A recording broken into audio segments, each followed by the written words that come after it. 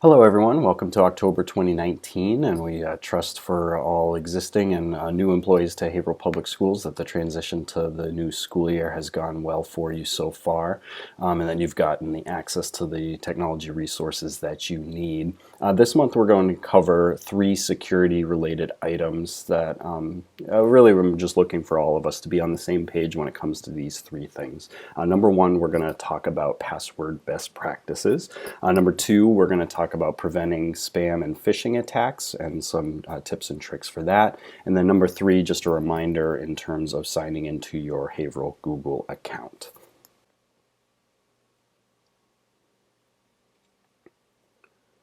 So let's dive right in, talk about some password best practices, everybody's favorite subject, right? Because our HPS accounts unlock so many things, from our communications with email and our digital files to our gradebooks and Wi-Fi access, it's really crucial to have a solid password that's not easily guessed, nor one that we might have used in the past as well. And unfortunately, these days, what we end up having is we have to approach passwords a little differently, really. In the past, we could just use a simple word. I have my name in here just as a really terrible password, and in the past, this might have been fine. And then we'd throw a capital number, a capital in there, and a number, and then we'd be fine with that. But these days, that's often not good enough. What we want to do is to think of it a little bit differently. And here's a couple quick tricks that we can use to think about our passwords a little bit differently. One of the ways that we can make it a little bit more secure is to use something like a phrase or a sentence. Could be anything from something nonsensical to a favorite movie quote or music lyric. Just using a nice little sentence or phrase can make it easy to remember, but also the length of it ends up being something a little more secure. But even better is you can take these same ideas and replace characters with capital letters, or replace some of the letters with numbers or symbols. And so in this particular example, use an exclamation mark instead of an I, use an @ symbol instead of an A, throw a 0 in there for an O, and throw a couple capitals in there. And this can prove to be a bit more secure of a password, and hopefully one that would be easy to remember. Then when it comes time to changing or updating your password, you can update your phrase to something perhaps related to the season.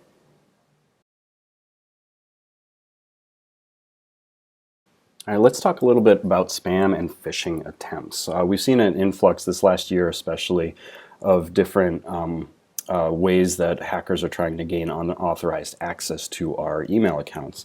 And they can get pretty sneaky with this sometimes. So I just want to share a couple reminders with you that hopefully will help prevent your account from getting compromised.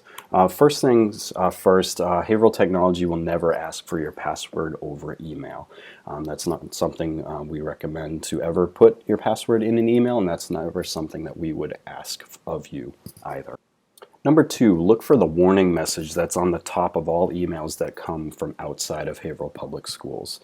I know sometimes the warnings tend to be dismissive now because we see this a lot, but it's there for a reason. So let this yellow flag be a reminder to you that this email is from outside of Haverhill, and so we should take extra care when visiting any links or reading the information that is part of it.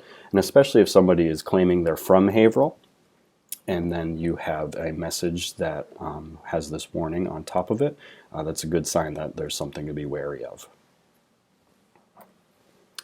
Next, check the sender and the email contents. The sender should make common sense. It shouldn't end in a weird either non-HPS email for internal communications, or just a strange email address in general, like this example here with a bunch of numbers and a kind of a strange domain name at the end of it.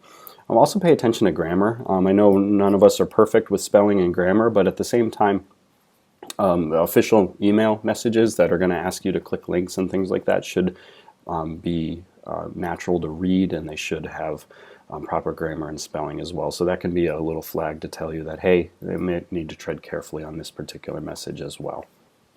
And then finally, if you're ever not sure and you've already kind of covered those top 3 things there, always ask a colleague or submit a support ticket if you have any questions. Never hesitate to ask, as it's very important for all of us to stay secure with our logins.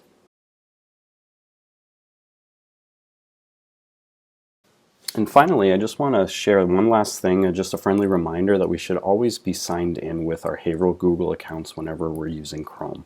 So in the top right of Chrome, you'll see your little head silhouette or perhaps a letter or two that represents your name. Make sure that it says it is syncing to your Haverhill email. If it does not say that is syncing, you can just click on that there and turn on sync. And really what this does for you is, number one, is it keeps you signed in so you have access to all the Haverhill resources that you might need, all the bookmarks and all the tools that you've saved in the past.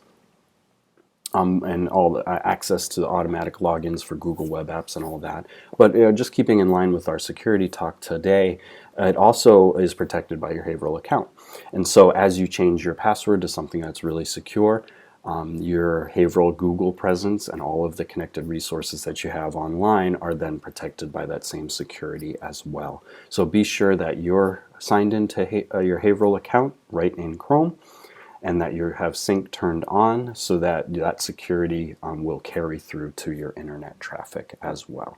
We hope this information has been helpful. As always, you can submit a support ticket with any additional questions or book a face-to-face training appointment at your location or either one of the iSchools. Take care and enjoy the rest of October.